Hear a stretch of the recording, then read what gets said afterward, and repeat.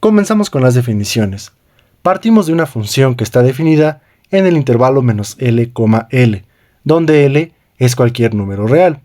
Vamos a decir que f es una función par si para todo x en este intervalo se satisface la siguiente igualdad. F evaluada en menos x es lo mismo que f de x. Por otro lado, f va a ser una función impar si para todo x en este intervalo se satisface la siguiente igualdad. F evaluado en menos x es lo mismo que menos f evaluada en x. Consideremos a la siguiente función definida en el intervalo -L, L, dada por f de x igual a x a la n, donde n es un número natural. Si n es un número par, f va a ser una función par, pues noten que si nosotros evaluamos f en menos x, eso es menos x a la n, pero como n es un número par, eso es lo mismo que x a la n, es decir, f de x. Esta es la definición de que una función sea par. Por otro lado, si n es impar, f va a ser impar, pues f evaluada en menos x, que es menos x a la n, como n es un exponente impar, esto será igual a menos x a la n, es decir, menos f de x. Estos son nuestros primeros ejemplos de funciones pares e impares. De hecho, es posible que a las funciones que satisfacen esta condición se les llamen funciones pares, ya que x a la n satisface esta propiedad cuando n es un número par. Y a las funciones que cumplen esta condición se les llaman impares, pues x a la n satisface esta propiedad si n es impar.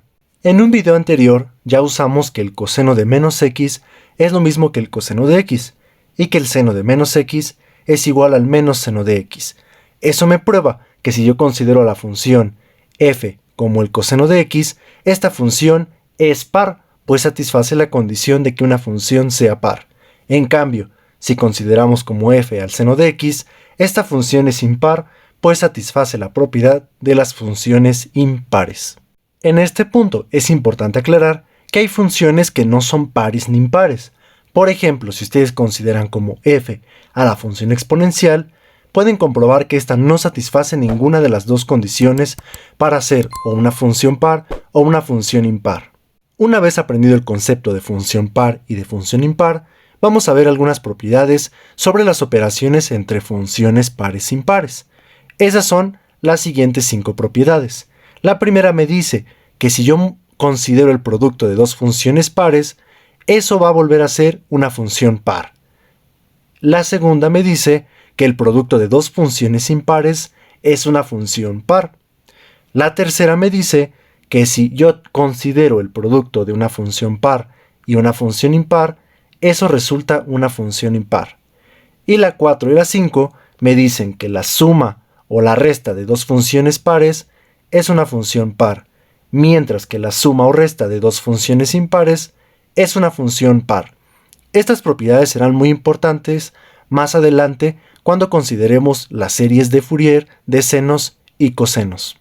Ahora llegamos a una de las cosas más importantes, y es ver cómo se relaciona la integrabilidad de una función con que la función sea par o impar. Eso estará dado por el siguiente teorema. El teorema me dice que si yo tengo una función definida en un intervalo cerrado -L, L, que sea integrable en este intervalo, se van a cumplir las siguientes afirmaciones. Si f es una función par, cuando yo considere la integral desde -L hasta L de la función f, esa se puede calcular como 2 veces la integral que va desde 0 a L. Es decir, esta propiedad me permite simplificar el cálculo de esta integral al solamente considerarla desde 0 hasta L. Y si f es impar, la integral de f desde -L hasta L vale 0.